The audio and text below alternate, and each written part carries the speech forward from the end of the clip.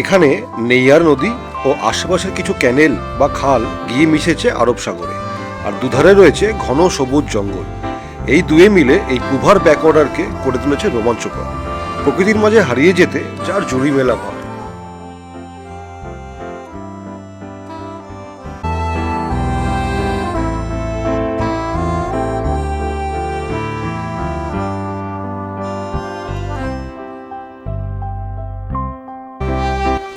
এগুলো হলো floating cottage, যা কিনা সমুদ্রের জলস্তরের সাথে ওঠানামা করে।